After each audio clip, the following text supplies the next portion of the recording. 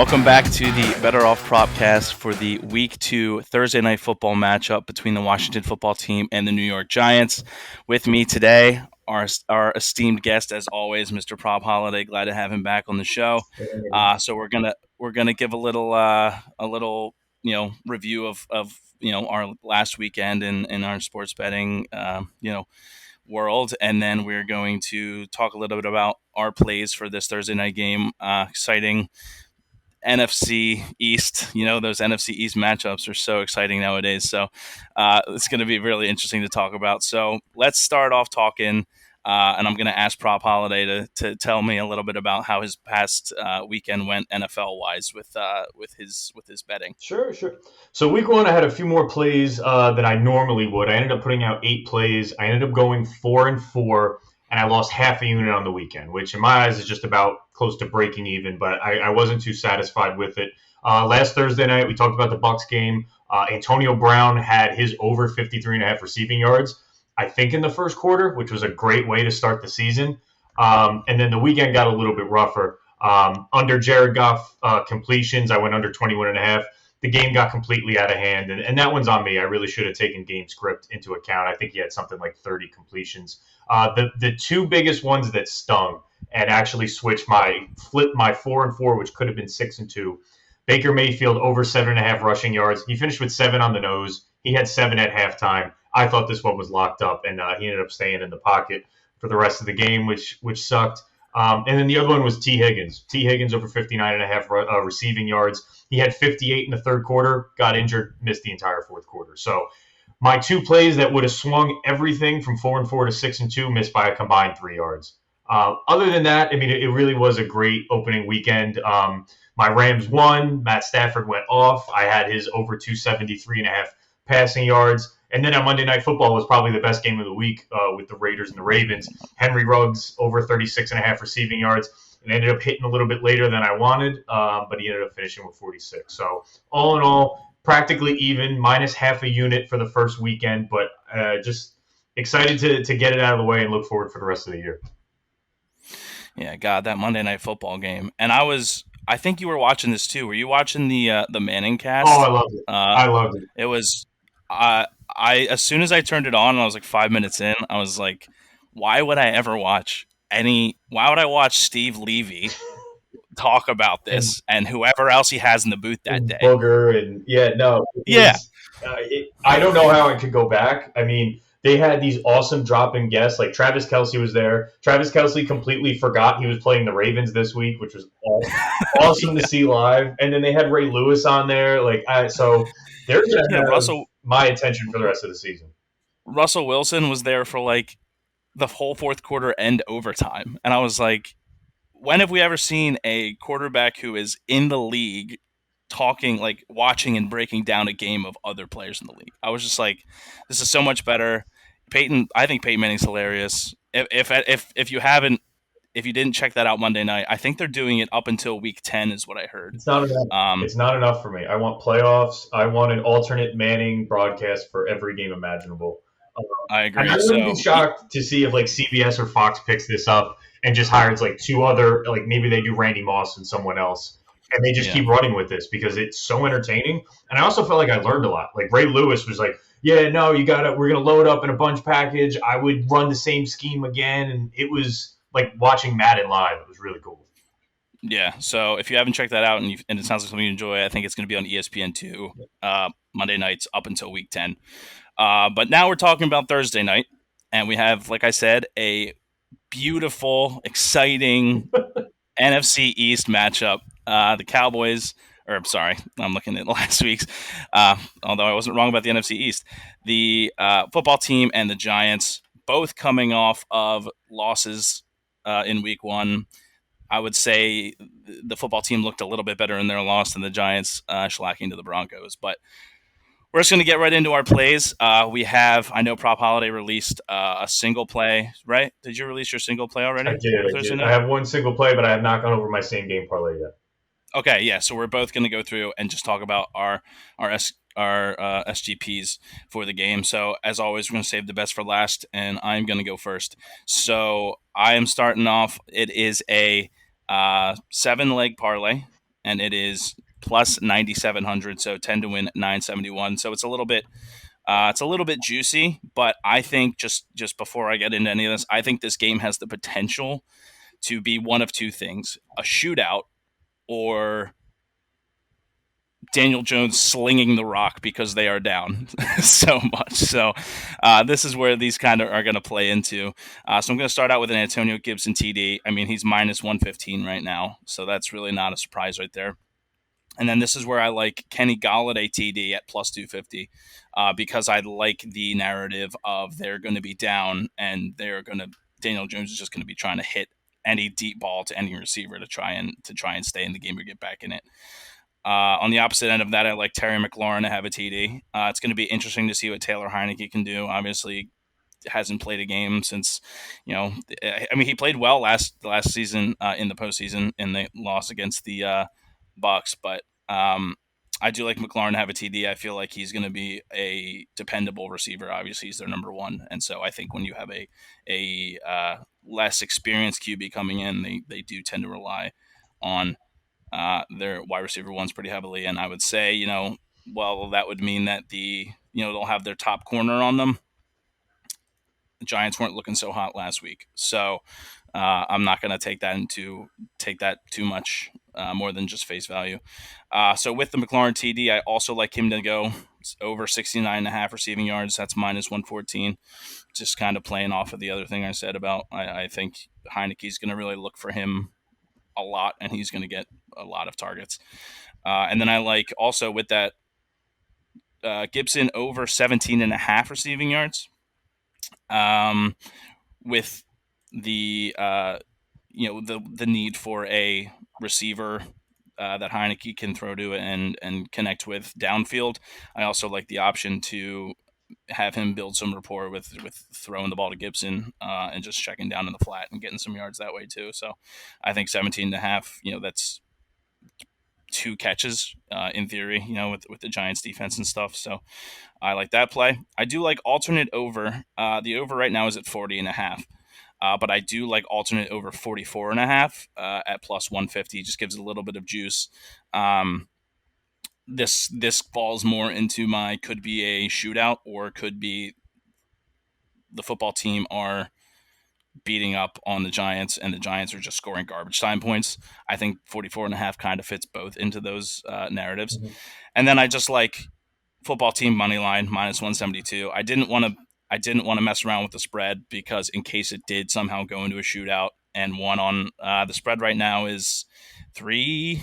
I think it's still plus or minus 3 Mhm. in favor of the football team, but I just like a money line in case of some shootout, walk off field goal, overtime shenanigans, whatever. So we have Gibson TD, Galladay TD, and McLaurin TD. Those are my 3 touchdown scorers. And then I like McLaurin and Gibson over in receiving yards. I like the alternate over 44.5, and I like the football team money line here. Again, the odds are plus 9,700 roughly, so it's going to be $10 to win 970. So, prop, what do you got for me?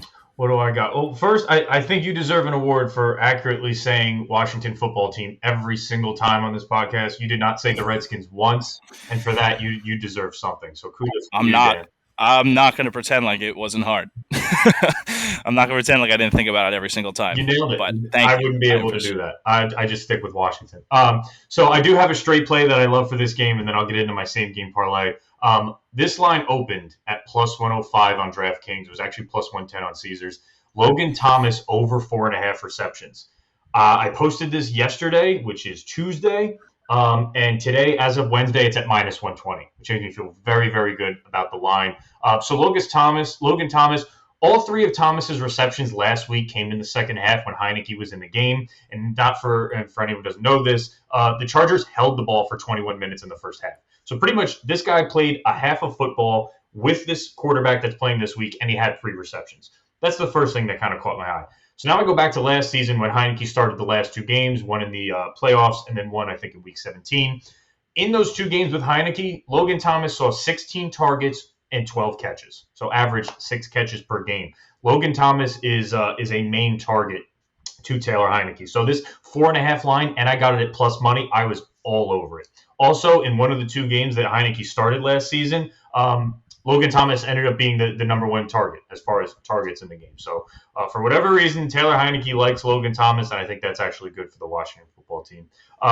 Last season, Thomas hit this line in 5 of the last 6 games, including the playoffs, again with Heineke under center. And then let's just take a look at last week, the Giants versus the football team. Noah Fant, athletic, big body tight end, 8 targets, 6 receptions. So this line was at 4.5 at plus money. I hammered it at that. It's now down to, I think, minus 120 on most sites. I still like the line. I still think he's going to get 7 or 8 targets and convert that to at least 5 receptions, if not more. And now looking into the same game parlay. So mine has one complete outlier that juices the odds, but I have some reasoning behind it. But all in all, it's just a 6-leg parlay. So let me start with the obvious ones, and then I'll go into the long shot that's part of it. Logan Thomas to score, Antonio Gibson to score. Doesn't really need to say much about that. I agree with you, Dan. Antonio Gibson over 17.5 yards receiving. They want to use him more in that Christian McCaffrey role. He's going to get more dump offs, and I expect a big game with him as Taylor Heineke kind of eases into being the full-time starter until maybe Cam Newton gets picked up. Who knows? The match, I also agree with you on the over. Over 40.5 seems very, very low. It's going to be a little bit higher scoring than I think, than we all think, I would say. And then Sterling Shepard, he was the number one target last week for Danny Dimes, over 56.5 yards receiving. I think he had close to double-digit targets. So those are the obvious ones, and those are not really too crazy as far as odds. Maybe Logan Thomas, I think, is 2-1 to score a touchdown, but love him in the red zone. My big one that really stretches this and juices my odds, Cam Sims. Cam Sims is a wide receiver who finished last season very, very strong. He had to finish the season in the last 4 games, 8 targets, 9 targets, 5 targets, and 13 targets. 2 of those games were with Taylor Heineke. He didn't get in the end zone too much.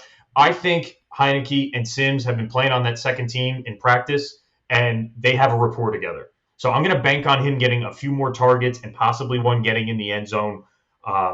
Again, this is what's juicing the odds. I think he was 12-1 or 14-1 to score a touchdown. But when you have a guy who hasn't really planned on being the starter, now you thrust him into this role. You want to give him all the targets that make him feel the most comfortable and give you a chance to win on primetime TV. So Cam Sims to score a touchdown really jacks this up. It's $10 to win 2,400. All of that is really centered around Cam Sims to get in the end zone. But other than that, it's the Logan Thomas, Antonio Gibson having good games over on the points, and Sterling Shepard still being Danny Dimes' number one target. But that's what I love. I actually think it's going to be a decent game. We should see this Washington football team, the front seven that we talked about so much in the offseason, they got stalemated really by the LA Chargers last week. I think they're going to just run right through the Giants' offensive line, who is known to probably have the worst offensive line in the league. So wouldn't be surprised to see a defensive touchdown at some point. Maybe a safety if we get it, the ball inside the 5. But they really should manhandle that New York Giants offensive line. So actually, so you said you placed this bet. It was 10 to win 2,400 roughly. Correct. So I took a look at your slip, and right before we hopped on here, I threw it into FanDuel because that's where you placed it, just to see if the odds had moved at all. If you like this bet, it is now $10. The odds are now plus 59,000. Is Cam Sims out, or are they letting him play with a broken leg? I don't know. It is now $10 to win $6,000. So I feel like I got robbed. I feel like I robbed myself out of a lot of money. But if you like this play, or whoever's listening to this likes that play, the value on it right now is over twice what it was when he placed it himself. So, or if Prop Holiday wants to double down, big payday. What's 27,000? Without a little extra 10. So, but I see what you're saying. Yeah, I think Cam Sims was when I placed it plus 1,100. Is that what you said you got him at? I think it was around 12, something like that. So in that okay. area as a long shot. I mean, he's down the pecking order in the wide receiver since they signed Adam Humphries, but I really think they're going to try to make Heineke feel as good as possible. And he's been playing with the second squad in practice with this guy. And they had a great rapport last season with all the targets, especially in that playoff game. In that playoff game, Cam Sims had 7 receptions for 104 yards against the Tampa Bay Buccaneers. So it's not out of the question that we could see him get a lot more snaps this week to start the season early. Yeah. All right. I like that. Can you just I'm just trying to figure out why these odds are spiked so high. Do you have Can you anything that read says off your prop? first touchdown scorer? Is that what it could be? No, I have three any times with Gibson, Thomas, and Sims, Yep. right? And Yep. then you have over 40 and a half. Yep. And then you have receiving yards. You have Thomas over, or no, what are your receiving yards? Sterling Shepard over 56.5, and Antonio Gibson 17.5. And that's it. Thomas, Gibson, Sims touched any times over 40 and a half. Shepard over 56 and a half. Gibson over 17 and a half. Plus 59118 right now. I am cheating myself. I'm cheating myself, but you know what? These are lottery tickets. They're meant to be fun. Obviously, $10 is Absolutely. not going to make or break anyone's season. It's a quarter of a unit for me, and it's going to make the game interesting. So if we get a Cam Sims touchdown, this is going to get real interesting. Yeah, I was just excited because I am obviously gonna tail it as well. And when I saw the odds were that high, I thought I'm glad I'm getting in at this time because who knows how it'll move once people hear about Cam Sims and your take on him. So I think that is what we got for week 2 Thursday Night Football. Should be a who knows what this matchup is going to be like, honestly.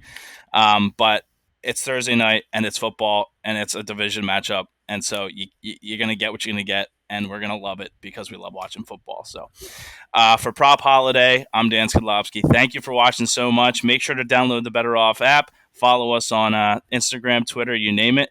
And until the Monday Night Football PropCast coming out in a few days, we will see you next time. Thanks, everybody. Take care, guys.